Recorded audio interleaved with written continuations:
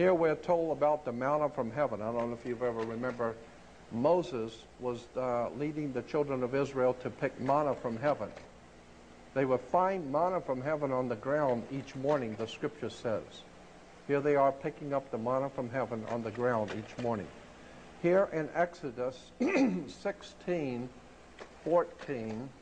it says, "And when the dew that lay on the ground was gone up, behold, the face of the wilderness, there lay a small round thing, as small as hoarfrost on the ground." So now we know, and the next one in 15 says, "And when the children of Israel saw it, they said to each other, to one another, it is manna, for they did not know what it was." In Hebrew, manna simply means, what is it?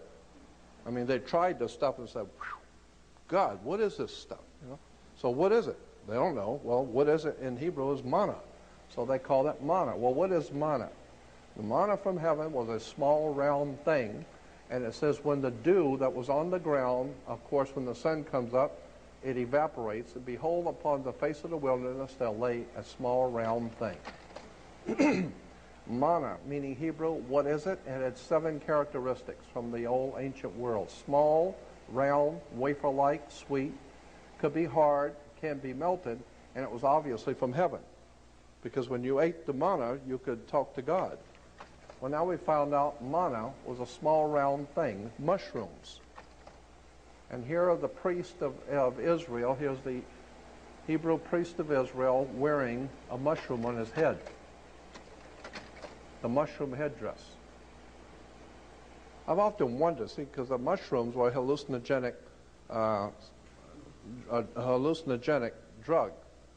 And I've often wondered, is that why they call the priest high priest?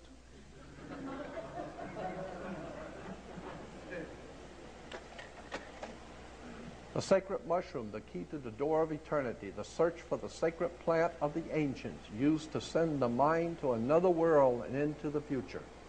Let me tell you something. I've never tried any drug in the world ever. Not pot, nothing. Ever.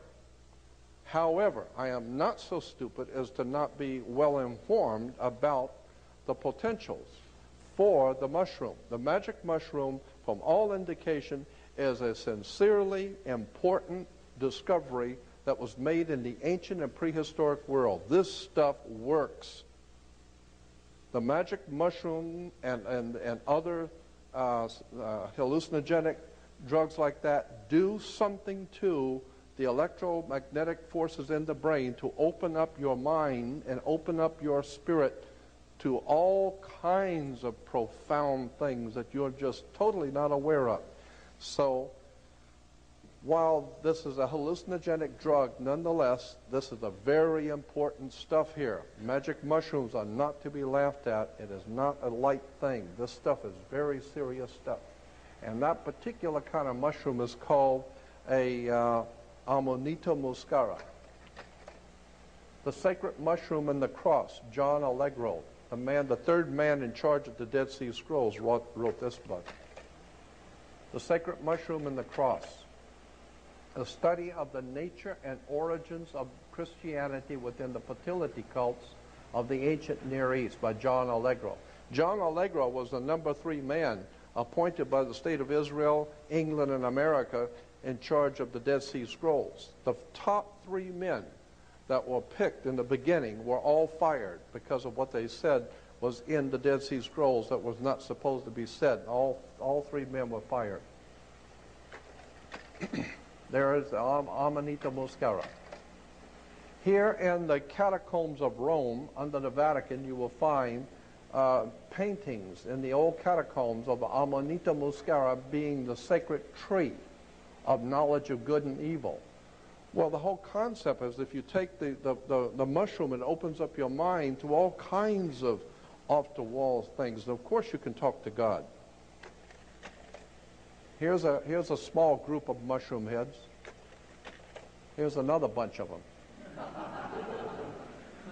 The chump there with the big beard looks like he's been on it for a while. Some more mushroom heads. There they are. So when you see these mushroom headdress, just remember that's where it comes from, mushrooms. the high priest, and all the ancient world, all of them took mushrooms. Okay? So that's it on that. There it is, the high priest of Israel with the mushroom. Now,